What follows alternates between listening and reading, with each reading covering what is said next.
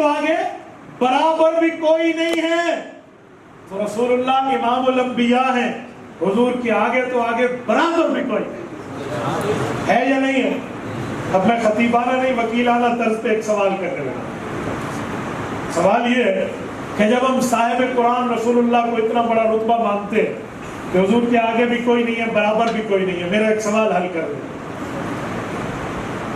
رسالت امام علیہ السلام کا رتبہ بڑا ہے یا حضرت اسماعیل علیہ السلام کا رتبہ بڑا ہے؟ بولیے بولیے. اب ایسا سارے بولیے. آپ مجھے ناراض بیٹھے. اتنا لمبا جتنا ٹائم آپ نے دکان کھولیا نا, جتنا میں نے اکیلا سفر کیا, تو تھکا ہو تو مجھے ہونا چاہیے. اور میں نے پھر اس طرح اکیلا سفر کرا, میں صبح کلاس پڑھا دی.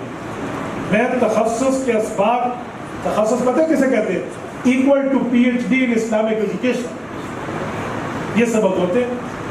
تو یہ کلاسز کے سبق آج میں صبح پڑھا گیا. میں پورے تخصص کے 22 اسباق اکیلے پڑھاتا ہوں. تو آج صبح میں نے الحمدللہ زیادہ نہیں کرنا, میں نے پڑھانا ہے. میرے پاس تقریباً 20 سے زائد مفتیان کرام اس سال کورس کر رہے ہیں. میں ذاتی طور پہ مدرس ہوں, ٹھیک ہے. میں اسی لیے کہہ رہا ہوں کہ میں خطیب نہیں ہوں کہ میں ٹوٹ کو میں آپ کو کہوں واہ واہ کہوں. آپ نے اندازہ لگایا, میں نے کہیں آپ کو کہا اونچی سبحان اللہ کہو, کہیں کہا اونچا اللہ اوپر کہو, کہیں کہا نعرہ لگاؤ. میں نہیں کہا, میرا مزاج ہی نہیں ہے. آپ نعرہ لگائیں گے میں روکوں. میں مسئلہ سمجھانے کے لیے آپ کے دماغ میں چند باتیں ڈال رہا ہوں. تو بھائیو میں نے دوبارہ بھی سفر کرنا, کہ تھکو ہو تو مجھے ہونا چاہیے. میں تو نہیں تھکا, تو آپ تھک گئے. بتائیں حضور پاک کا رتبہ بڑا ہے حضرت اسماعیل کا؟ حضرت اسماعیل کا نہیں بلکہ حضور کا. آؤ میرا سوال ہے, رسول اللہ صلی اللہ علیہ وسلم کا جب چوتھی مرتبہ شک صدر ہوا, دل اقدس کو نکال کر جس پانی سے دھویا گیا, اس کنویں کے پانی کا کیا تھا؟ سارے بولیے. زمزم. توجہ رکھنا, توجہ کامل رہنی چاہیے ورنہ بات سلپ ہو جائے گی. میں نے آپ سے پوچھا حضور کے دل کو کس پانی سے دھویا گیا؟ آپ نے صحیح جواب دیا کہ آب زمزم سے. ٹھیک ہو گیا, آگے چلے. زمزم جنت سے نکلا ہوا چشمہ ہے. کہاں سے نکلا ہے؟ حضرت اسماعیل علیہ السلام کی ایڑیاں رگڑی, اسماعیل علیہ السلام کے پاؤں کی رگڑ پہ رب نے چشمہ جاری فرما دیا. آپ کی اور میری اسلامی اماں جان حضرت اماں ہاجرہ رضی اللہ عنہا اپنی عبرانی زبان میں پانی کو مخاطب کر کے کہتی ہیں زم زم, کف کف, سٹاپ, رک جا. رک گیا تو یہ پانی اسماعیل علیہ السلام کے پاؤں سے لگا ہوا ہے. حضور پاک کا رتبہ بڑا ہے, حضرت اسماعیل کا چھوٹا ہے. آپ نے یہی کہا. میں پوچھتا ہوں, اگر یہ بات ظاہر میں دیکھی جائے تو سوال اٹھتا ہے, پھر حضور کا پانی پاؤں والا اسماعیل علیہ السلام کے سینے پہ لگتا تو سمجھ آتا کہ رتبہ بڑا حضور کا ہے. ان کے پاؤں کا پانی اسماعیل علیہ السلام کے سینے پہ لگا, لیکن یہاں یوں نہیں ہے, یہاں معاملہ الٹ ہے. جن کا رتبہ حضور سے کم اسماعیل علیہ السلام, ان کے پاؤں کا پانی بڑے رتبے والے نبی حضور کے دل میں لگا. کیوں؟ میرا بھی سوال ہے. اگر رتبہ حضور کا بڑا ہے, یقیناً بڑا ہے, لیکن میرا سوال ہے حضرت اسماعیل کے پاؤں کا پانی حضور کے دل پہ کیوں لگا؟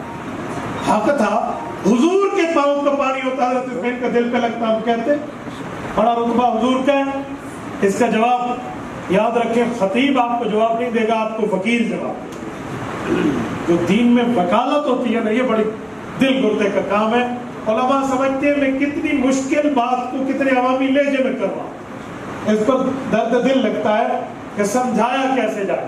آج کل ہمارے ہاں بولنے میں بھی مشکل ہوتی ہے. ہمارے مولوی صاحب بول رہے تھے کہ حضور پاک علیہ السلام تذکر, تدبر, تفکر سے کام لیتے تھے. نیچے مجمع سبحان اللہ کہہ رہا تھا. میں نے ایک بندے 2-3 کو بلایا, میں نے کہا یہ بتاؤ تذکر, تدبر, تفکر کیسے کہتے ہیں؟ ایک بندے کہہ رہے تھے 3 بڑے بڑے صحابہ کے نام ہوں گے شاید. لو جی, تو بھائی وہ لفظ بولو جو عوام نے پلے پڑے, کوئی ان کو سمجھ تو آئے. مجھے پتہ ہے میں کتنی عوامی لہجے میں بات کر رہا ہوں, ایک ایک لفظ کو لقیان نکال کر. تو میرے دوستو توجہ اب رکھنا، میں نے کہا اس پانی لگنے کے باوجود بھی رتبہ بڑا حضور پاک علیہ السلام. کہتے ہیں دلیل، میں نے کہا میں دلیل سمجھا. تصویر کا ایک رخ نہ دیکھو، تصویر کے دونوں رخ. اگر میں یوں سامنے 6 لکھ دوں، ادھر والے کہیں گے 6 ہے، ادھر والے کہیں گے 9 ہے. جگ دکھانے میں یہ جگ پورا بھرا ہوا ہے یا آدھا؟ آپ نے کہا آدھا بھرا ہوا ہے، میں کہتا ہوں آدھا خالی ہے. ہم میں غلط کون ہے؟ بولیے. دونوں ٹھیک ہے. تصویر کا دونوں رخ دیکھیں نا یار. اب میں ہنسانے کے لیے، سمجھانے کے لیے مثال دیا، قریب الاذہان کرنے کے لیے مثال دی ہے، ورنہ مثالیں اور بھی ہیں. میں کہتا ہوں آدھا جگ خالی ہے، بھائی علی رضا کہتے ہیں نہیں آدھا جگ استاد جی بھرا ہوا ہے. تو ایک کہے گا یہ تو اختلاف آ گیا، مولویوں کی زبان میں اختلاف لفظی ہے. ٹھیک ہے. عوام میں کیا ہے؟ دونوں ٹھیک ہے. اب اختلاف لفظی کا یہ ترجمہ کہ دونوں ٹھیک ہے، اس پہ خون جگر لگتا ہے. یہ درس آپ کی زبان نہیں ہے، عوام کی زبان. توجہ رکھو. اب دونوں ٹھیک ہے تو یہاں یہ جملہ کہ حضور پاک کا رتبہ بڑا ہے اور حضور پاک کے دل پہ حضرت اسماعیل کے پاؤں والا پانی یہ بھی ٹھیک ہے. تو کہیں گے ایک بات، دونوں ٹھیک کیسے ہو گئے؟ میں نے کہا وہ جواب لو. تصویر کا ایک رخ دیکھیں تو حضور پاک بڑے، تصویر کا دوسرا رخ دیکھیں تو حضرت اسماعیل علیہ السلام بڑے. وہ کیسے؟ بھائی اگر درجہ دیکھیں علمیت اور امامت کا تو حضور امام ہے، حضرت اسماعیل مقتدی ہیں. اور امام وہ ہوتا ہے جس کے آگے تو آگے برابر بھی کوئی نہیں ہے. حضرت اسماعیل کا درجہ چھوٹا، حضور کا بڑا.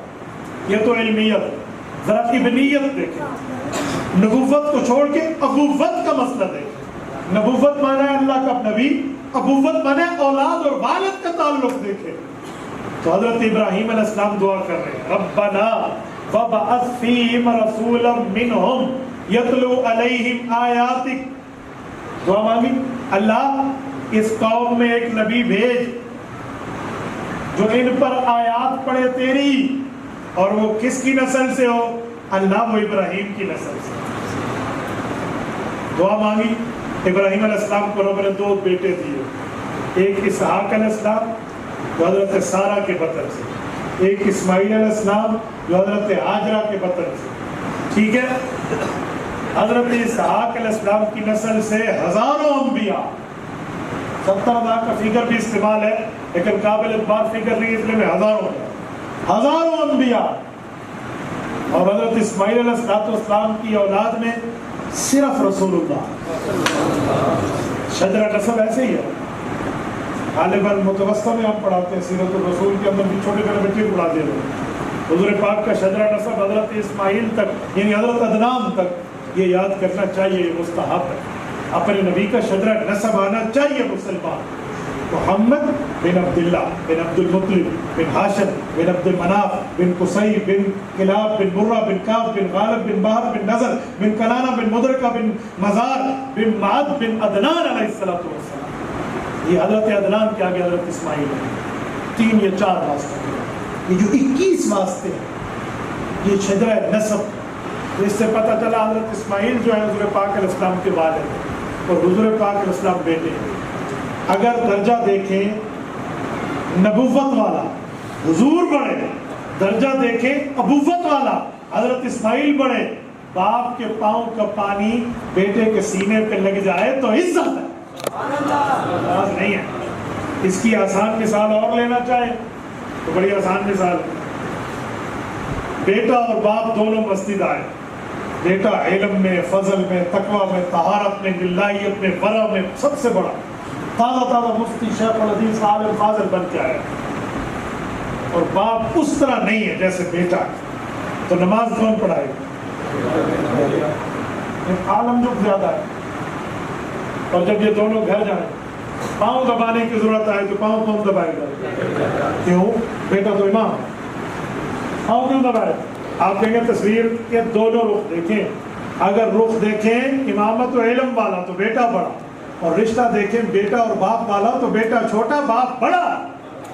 تو بھائی حضرت اسماعیل علیہ السلام کے پاؤں کا پانی حضور کے سینے پہ لگا تو باپ کا پانی بیٹے کے سینے پہ لگا، no issue, no problem, no doubt, اس پر کوئی مسئلہ نہیں ہے کہ مطلب اس کو ایشو بنا دیں۔ یہ ہے صاحب قرآن کا رتبہ مقام، یہ امام الانبیاء اللہ نے ہمیں دی۔ آؤ ایک بات اور بات ہے، رسالت امام علیہ السلام صاحب قرآن نبی سے محبت پر اعتبار اور اعتماد ہمیں نبی پر کتنا رکھنا چاہیے؟ آؤ میں اعتبار لانا چاہتا ہوں۔ صحیح بخاری جلد اول کتاب الایمان باب حب رسول اللہ من الایمان، سید انس بن مالک رضی اللہ عنہ راوی، اللہ کے رسول نے فرمایا آؤ مؤمن ہونے کی سرٹیفکیٹ اپنے نبی سے لے لو۔ یا رسول اللہ فرمائیے مؤمن کون ہے؟ فرمایا لا یؤمن احدکم حتی اکون احب الیہ من والدہ وولدہ والناس اجمعین، اپنے ابا اور اماں، والدی والد میں دونوں شامل، اپنی اولاد اور دنیا کے تمام لوگوں سے اتنی محبت نہ ہو جتنی مجھ سے ہو تب مومن ہے، ورنہ مومن نہیں۔ یہ سرٹیفکیٹ رسول اللہ صلی اللہ علیہ وسلم نے دی ہے، تو ہمیں اپنے نبی سے اتنی محبت رکھنی چاہیے۔ اور محبت کسے کہتے ہیں؟ ایک تو ہے غلام ہے، غلام ہے رسول کے غلام ہے، غلامی رسول بے موت بھی قبول ہے، ایک تو یہ محبت۔ بھائی محبت اطاعت کو لازم ہے، یہ نہیں ہو سکتا کہ سورج چڑھے اور رات ہو، یہ نہیں ہو سکتا۔ سورج کا چڑھنا دن کی دلیل ہے، محبت اطاعت کو لازم ہے کہ وہ گلاب بھی کیسا جس کی خوشبو نہ ہو، وہ گلاب گلاب نہیں ہے، خوشبو اور گلاب لازم اور ملزوم ہے۔ تو بھائیو محبت اطاعت کو لازم ہے، اگر حضور سے محبت ہے تو پیغمبر کی اطاعت کرنی پڑے گی، اتباع کرنی پڑے گی۔ اگر رسول اللہ کی اتباع ہماری زندگیوں میں نہیں ہے پھر محبت کسی کام کی نہیں ہے۔ لو کان فی حبک صادقا لاطعتہ ان المحب لمن یحب مطیع، اگر تو محبت میں سچا ہے تو تم مان اس کی بات جس سے پیار کر رہا ہے، کیونکہ محبوب کی بات محب مانا کرتے۔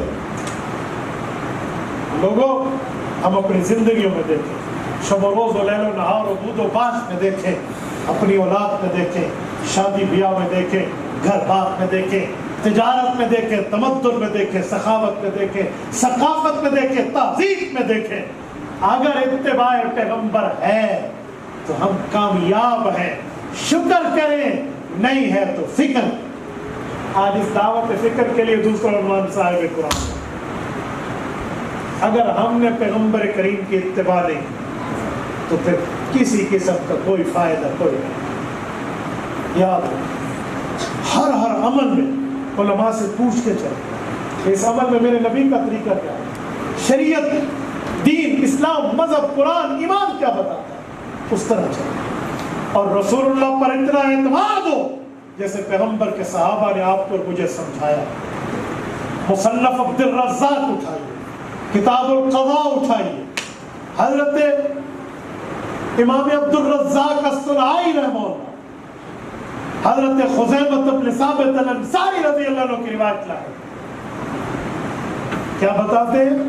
سنو، ان الیہودی یتقاضی الی رسول اللہ صلی اللہ علیہ وسلم کے عنوان کے تحت لائے۔ ایک مرتبہ کسی یہودی سے اللہ کے رسول نے قرض لیا، بعد میں اس کا قرضہ اس کو لوٹا دیا۔ جب قرضہ لوٹا دیا، یہودیوں سے یہ بات ہضم نہ ہوئی تو پھر یہودی کہنے لگے ایک کام تو کر۔ اس نے کہا کیا؟ کہ جب تو قرضہ لینے گیا تھا تو اکیلا تھا یا کوئی اور تھا؟ کہ میں اکیلا تھا۔ کہ بس پھر کام ہو گیا۔ انہوں نے کہا کیا ہوا؟ کہ دوبارہ جا قرضہ مانگ نبی سے۔ کہ اگر وہ کہے میں نے دیا ہے تو کہہ دے گا، تو کہنا گواہ لاؤ، تو گواہ تو تھا نہیں، تو تجھے دوسری مرتبہ قرضہ مل جائے گا۔ یہ یہودیت کی سازش ہے، ٹھیک ہے؟ وہ یہودی پٹی پہ چڑھا اور پہنچ گیا۔ یہ تقاضا الی رسول اللہ، میرا قرضہ مجھے لوٹائے۔ اللہ کے رسول نے فرمایا انی قد قضیتک، میں تو دے چکا ہوں قرضہ تجھے، تو لے چکا ہے قرضہ، پھر کیوں مانگ رہا ہے؟ اس نے کہا کوئی گواہ ہے؟ جب حضور پاک نے قرضہ دیا تو اس وقت گواہ نہیں۔ اللہ کے رسول صلی اللہ علیہ وسلم نے فرمایا گواہ تو نہیں، اب یہ بات فرمانے لگے ہیں نا کہ گواہ نہیں ہے۔ اسی اثناء میں حضرت خزیمہ صاحب بیٹھے تھے، حضور پاک کے دامن کو تھاما، یا رسول اللہ انا اشہد ان رسول اللہ قد قضا، میں گواہ حضور نے قرضہ لوٹایا۔ اور یہودی کو کہا ہوئے ظالم فلاں ایسے تباہ دوسری مسئلہ لے آئے، اور بددیانت تجھے حیا نہیں آتا، ایسے چڑھ کے جرت مندانہ انداز میں بات کی نا۔ یہودی تھا تو جھوٹا، مذہب میں بھی جھوٹا، بات میں بھی جھوٹا تھا، انہوں نے دوڑ لگایا اور بات وہ تو گیا، دفع ہوا، چاہا ہوا، ختم ہو گیا۔ لیکن اللہ کے رسول کی نظر حضرت خزیمہ پر، خزیمہ کیا معاملہ؟ اس وقت تم تھے؟ کہا جی نہیں۔ اور پھر گواہی کیوں دی؟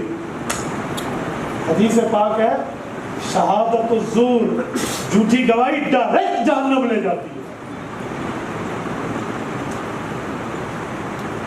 خزیمہ کیا ماجرا ہے؟ حضرت خزیمہ کی آنکھوں میں آنسو، محبت اور اعتماد دیکھیں، دامن تھاما، فداک ابی و امی یا رسول اللہ، میرے ماں باپ آپ پہ قربان، مجھے اجازت دیتے ہیں کہ میں اپنا موقف بیان کروں؟ خزیمہ کہو کیا بات؟ کہ رسول اللہ آپ نے فرمایا اللہ ہے، ہم نے نہیں دیکھا، ہم نے صدا لگا دی اشہد ان لا الہ الا اللہ، ہم گواہی دیتے ہیں اللہ ایک۔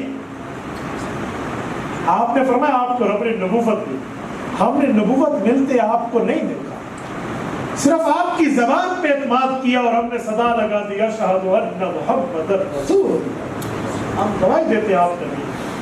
آپ نے فرمایا جنت دوزخ حق ہے، ہم نے جنت کے درختوں کا ایک پتا بھی نہیں دیکھا، ہم نے دوزخ کی آگ کے ایک شعلہ بھی نہیں دیکھا، ہم مان گئے آپ کی بات پر اعتماد کر کے کہ جنت دوزخ حق۔ آپ نے فرمایا جبرائیل عرش سے فرش پر میرے پاس روزانہ آتا ہے، یہ لاکھوں کلومیٹر کے سفر میں ہم نے ایک بار بھی جبرائیل کو اپنی آنکھوں سے اترتے نہیں دیکھا، اور میں نے کہہ دیا کہ جبرائیل آتا آپ کی زبان پہ۔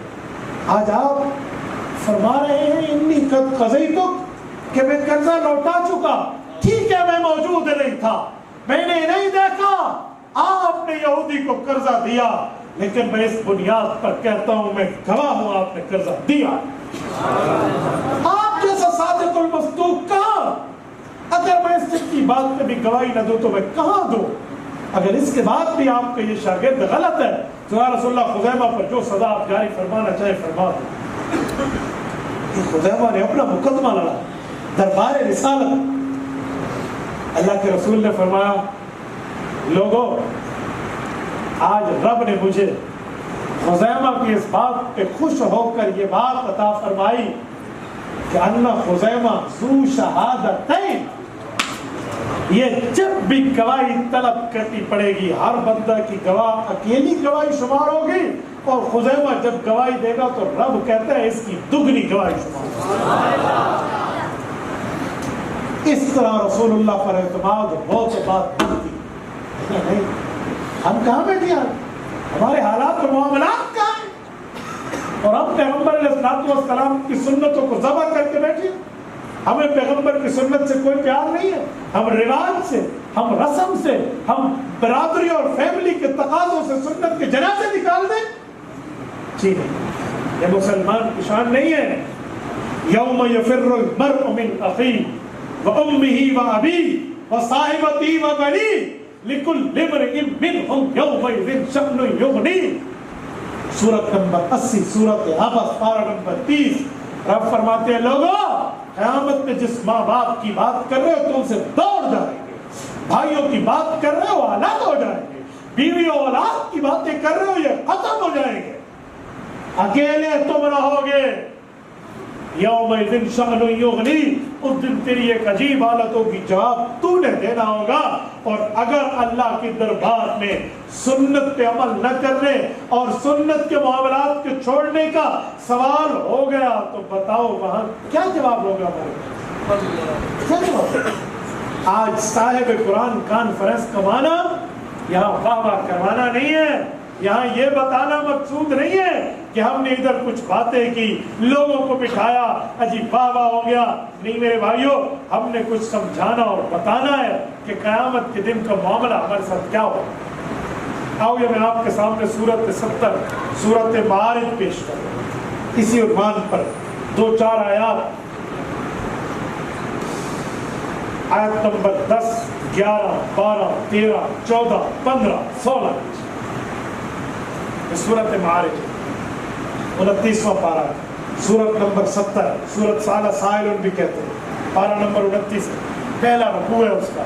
اللہ کیا فرمایا یود المجرم لو یفتدی من عذاب یومئذ ببنیہ وصاحبتہ واخیہ وفصیلتہ التی تؤویہ ومن فی الارض جمیعا ثم ینجی کلا. فرمایا گناہگار، ظالم، مجرم، بے ایمان، نافرمان خدا، نافرمان مصطفیٰ کل قیامت میں رب کے دربار میں ٹھہرے گا اور اپنے عذاب کے ڈیسیژن کو پڑھے گا، عذاب کے فیصلے کو دیکھے گا تو اس کے دل میں ایک خیال آئے گا اور یہ آفر اللہ کے دربار میں لے کر آئے گا. کیا آفر پیش کرے گا؟ کہ مجھے چھوڑو